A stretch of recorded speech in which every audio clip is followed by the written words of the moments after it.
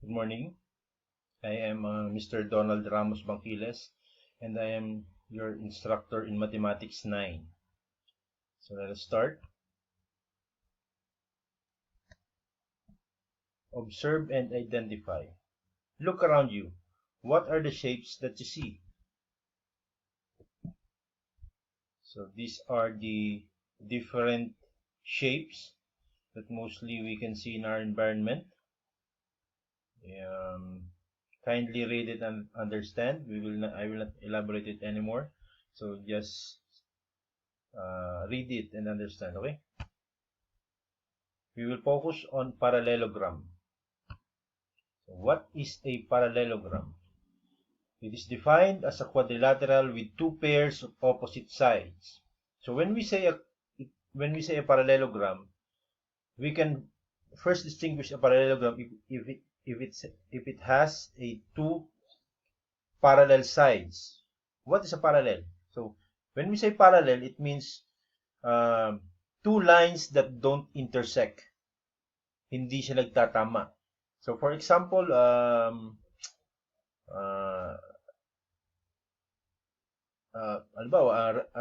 rectangle. So that is an example of a parallelogram. A square, because their opposite sides or their parallel sides do not meet. O, hindi sila nagtatagpo, yung kanilang mga sides. Okay? Magkatapat lang sila. Ano? So that's properties of parallelogram. The first property is, in a parallelogram, any two opposite sides are congruent. So imagine this rectangle is rectangle live. So this is angle L, angle I, angle B, and angle E. So in this property, so line LE, which is from this line to this line, and is congruent. This sign illustrates or defines or suggests it is a congruent sign, which means it is equal, is parallel or opposite line IV. So this is line IV, yung katapat niya. So from line LE is congruent, this line is congruent to the opposite sides, and line LI is congruent to line EV.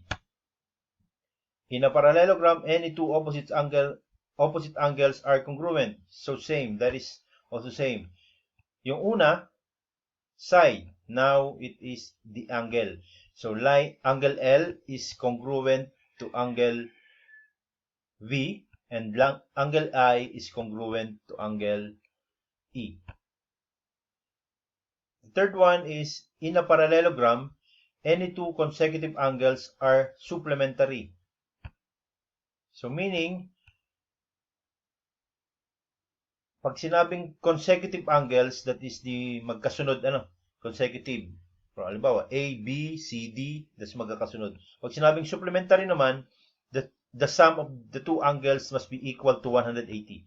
So, we measure of angle L plus measure of angle I is equal to 180. Measure of angle I to measure of angle B is equal to 180, and so on and so forth. So consecutive angles must be equal to 180 degrees. Okay. The fourth one is, the diagonals of a parallelogram bisect each other. When we say diagonals, that is the line that cuts the rectangle into two equal triangles. So this is the line from angle L to angle V, or angle I to angle E. That is the diagonals. I will in this diagonal, we have a point that these two diagonals intersect. We mark it with point R. So LR is congruent to BR, and ER is congruent to IR. The R means the midpoint of the two diagonals, okay? A diagonal parallelogram forms two congruent triangles. So, from the property number 4, the diagonals which cuts the rectangle or the parallelogram into two equal triangles, that is the fifth property. A diagonal of parallelogram forms two congruent triangles. So, meaning triangle LEB. So, from this line, L, E, saan ang E? Dito. E and V, mula dun, yun. So, that forms triangle is congruent to triangle V. Anong V? Ito, V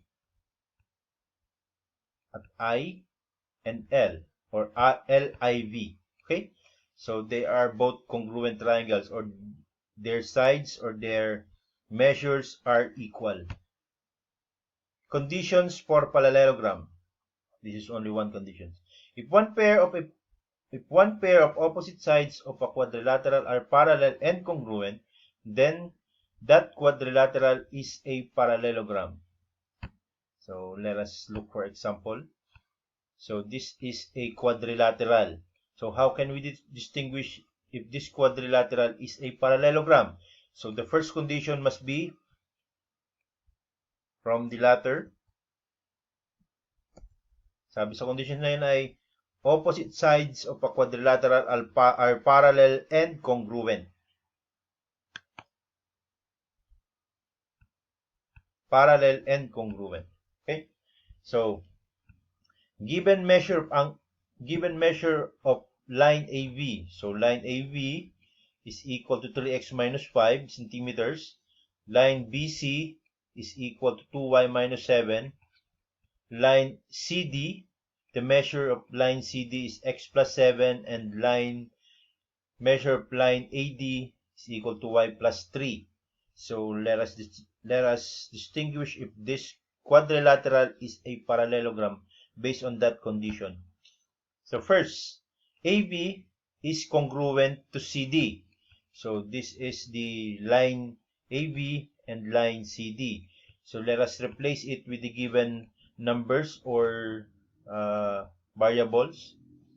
3x minus 5, which is the measure of line AB is 3x minus 5, and the measure of line CD is x plus 7. So using the addition property of equality, we shall have this equation. Then, since 3x minus x would be 2x, then negative 5 plus 5 would be 0, right? Then 7 plus 5 would be 12. So multiplication property of equality, we divide both sides by 2. So meaning Rx, the value of Rx would be 6. Then let us continue.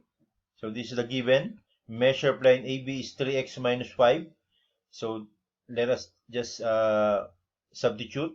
The value of x would be 6. So 3 times 6 would be 18. And 18 minus 5 is 13. So our measure of line AB would be 13. How about line AD? This line AD. So same procedure. I will not elaborate it anymore. So the value of y would be y is equal to 10. Then by substituting, 10 plus 3 would be 13.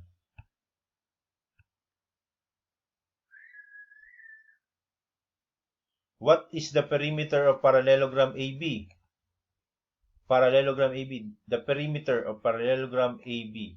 So perimeter, we just add all the sides of a given quadrilateral. Okay, so in this case, we determine that all the sides are we have the value of AB and the value of CD. So AB plus BC plus CD plus AD, that is the given. So 3x minus 5 plus 2y minus 7 plus x plus 7 plus so on by substitution property. Then we substitute it with the value of x and y. So 3 times 6 minus 5 plus 2 times 10 minus 7 plus 16 plus 7 plus 10 plus 3. So the perimeter is 13. Why is it 13? So 3 times 6 is 18 minus 5 would be 18. So the value of y, since AB is equal to CD, so 13 plus 13 would be 26. The other side is 2 times 10 would be 20 minus 7 is also 13. So the value of BC is 13. Therefore, since it is congruent to line BC or AD, it is also 13. So 13 plus 13 plus 13 plus 13 equals 52. That is the perimeter. So we have another example. Angle BAD measures 2A plus 25 degrees, while angle BCD measures 3A minus 15 degrees. Now, in this example, we have a given, the given is the angle BAD and angle BCD. What is the value of A?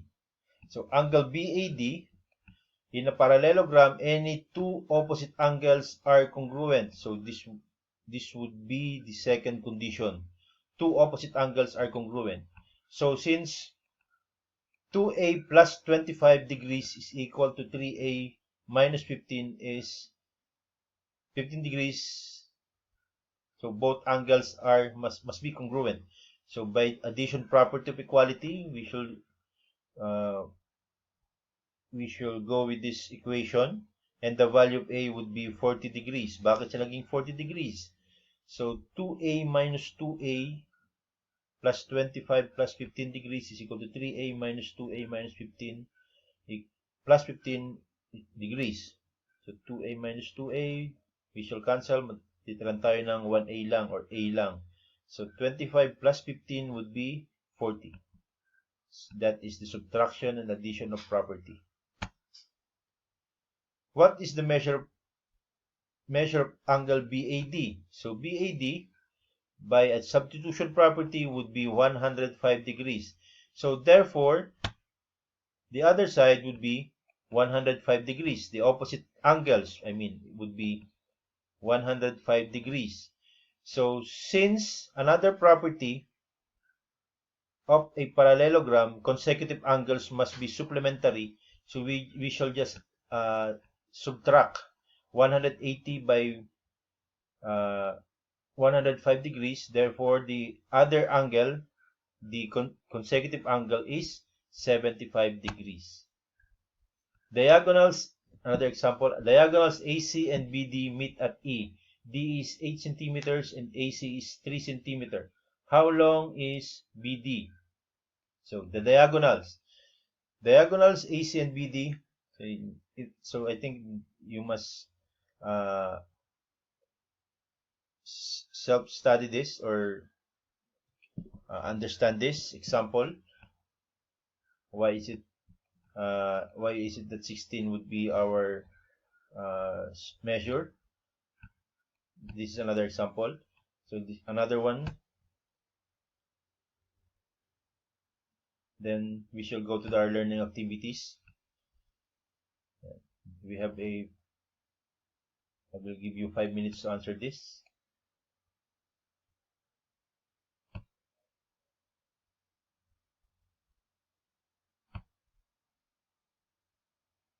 We have three activities for this day, and this would be your assignment for numbers 1 to 5.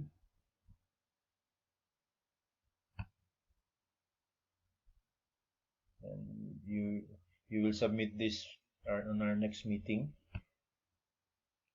and write your reflection.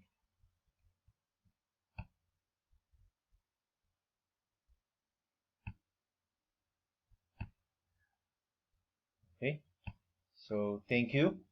If there are any questions, contact me at Facebook at Donald Banquiles or in our messenger, in my messenger. Okay, good day and good luck.